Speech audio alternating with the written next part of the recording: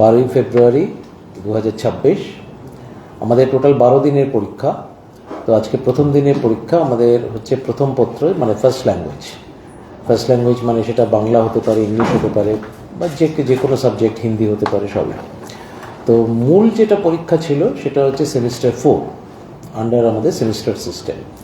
আপনারা সবাই জানেন যে উচ্চ মাধ্যমিক শিক্ষা সংসদ সেমিস্টার সিস্টেম ইন্ট্রোডিউস করেছে, এবং আমরা হচ্ছে first school board to introduce the semester system.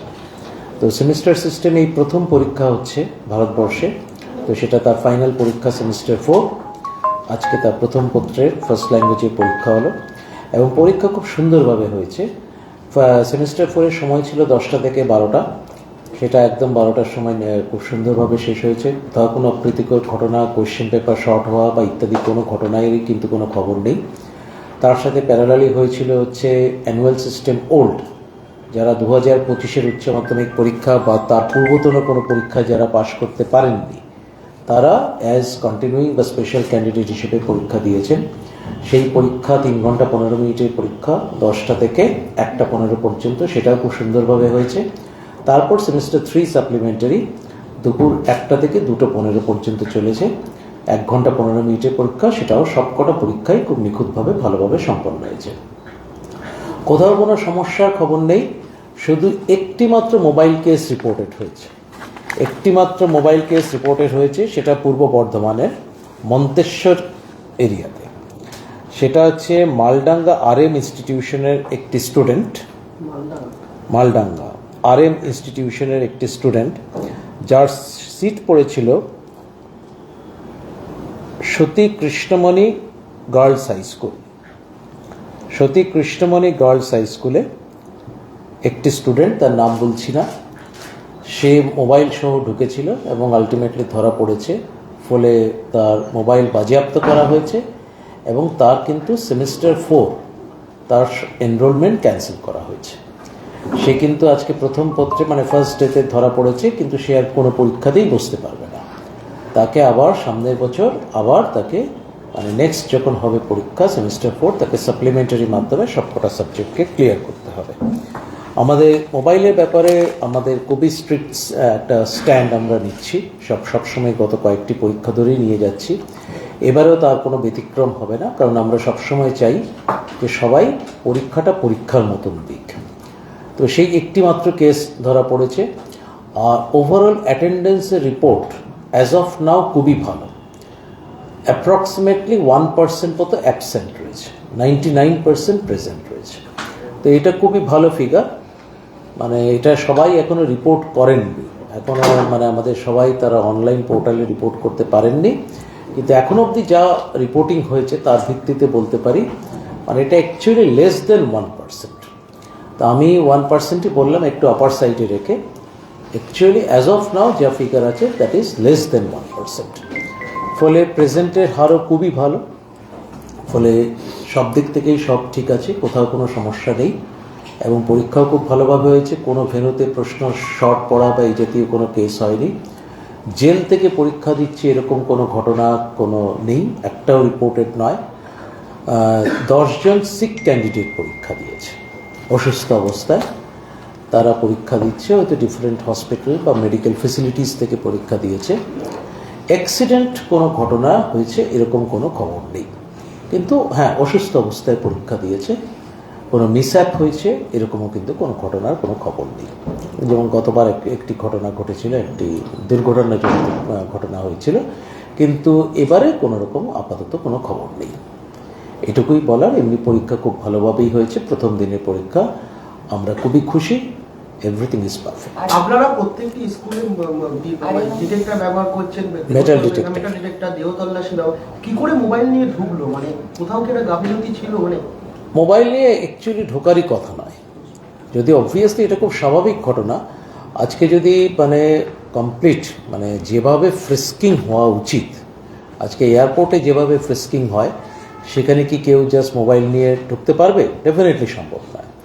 কিন্তু তাও এখানে ঠিক আছে, এটা জাস্ট মোবাইলটা ঢুকে গেছে, যেটা ডেফিনেটলি অনভিপ্রেত, কিন্তু সেটা যেহেতু এটা মানে যারা করছেন তারা তো খুব প্রফেশনাল, এটা তো মানে নন, তারা এটা কমপ্লিটলি ভলেন্টারিলি সার্ভিসটা দেন। নিশ্চয়ই কোনোভাবে সেটা ঢুকেছে, তার ডিটেল ইনফরমেশন কীভাবে নিয়ে গেছে না নিয়ে গেছে তার ডিটেল ইনফরমেশন এখন আমরা পাইনি। মাধ্যমিকে একটা ট্রেন্ড দেখা গেছে যে ছাত্রীদের সংখ্যাটা মানে এই মোবাইল নিয়ে ঢোকার ক্ষেত্রে বেশ অনেকটাই মানে প্রায় সেটা ফাইনাল ফিগারটা আমরা পরে বলতে পারবো, যখন লাস্ট ডে অফ দি ক্ষেত্রেও দেখা যাচ্ছে একজন ছাত্রী আর কি। না, ছাত্র, ছাত্রী না, ছাত্র, এটা স্টুডেন্ট, মানে ছাত্র না গার্লস হাই স্কুল না, সিট পড়েছে সেটা হয়, সেটা অনেক সময় হয় সেটা ফিস্কিং এর কোনো, যেহেতু ছাত্রীদের ফিস্কিং এর ক্ষেত্রে একটা ইয়ে থাকে সেটা না। এক্ষেত্রে আমাদের আগে দু একটি কেসে হয়েছে, গত বছর না তার আগের বছর 2025-এ বোধ হয় সেটা আমাদের ক্ষেত্রেও ছাত্রীর সংখ্যা বেশি ছিল যারা ধরা পড়েছিল। তো সেইটা নট নেসেসারিলি সেটা, কিন্তু কিছু কিছু ক্ষেত্রে সেটা হতেও পারে, একটা হিন্ড্রেন্স থাকতে পারে কিছুটা। তবে এখন অবধি মাত্র একটি কেস হয়েছে, ফলে এখনই আজকে তার কোনো জেনারেল কনক্লুশন টানার মতো কোনো সেই পরিস্থিতি এখন নেই। তার ডিটেল ইনফরমেশন এখন আমরা পাইনি।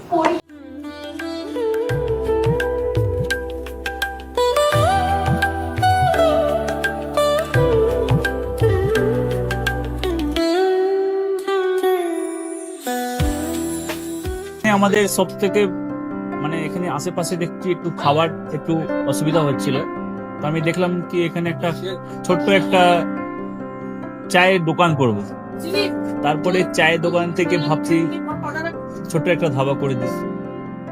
ছোট ধাবা থেকে দেখছি এবার একটু সাজিয়ে দিই। এই আস্তে আস্তে করতে করতে এইভাবে হয়ে যাবে আমি নিজেও ভাবতে পারিনি।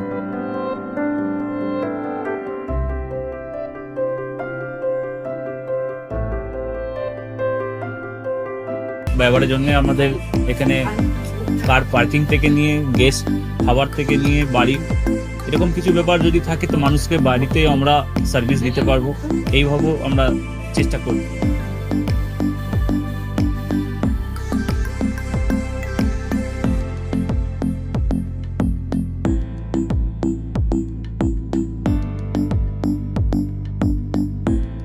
একদম সাধারণ, বাইরে থেকে অনেক চিপ বেস্টের মধ্যে খাওয়াটা কোয়ালিটিটা সবসময় পাবেন।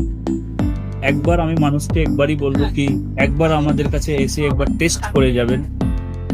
দুপুরবেলা থেকে আরম্ভ আমাদের খাওয়া, থালা, বেঙ্গলি থালা, চাইনিজ ফুড সবই আছে, একবার এসে টেস্ট করে যাবেন।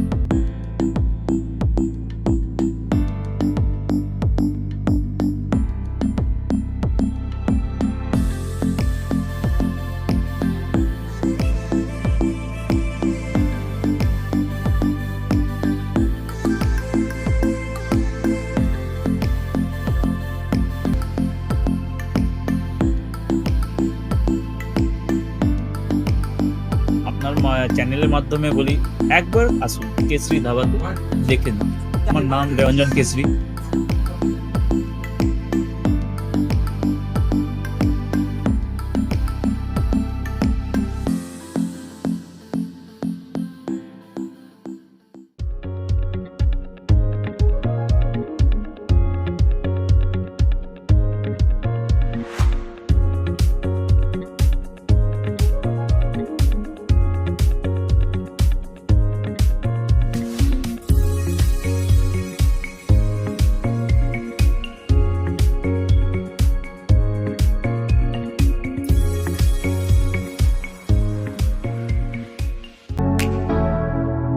Keshari lighthouse, Keshari lighthouse এবং কেশরী লাইট হাউস নিজেদের রান্নাঘরকে আরো অত্যাধুনিকভাবে সাজাতে সমস্ত কিছু পেতে চলে আসুন নৈহাটি গৌরীপুর চৌমাথা বাজার কেশরী লাইট হাউস।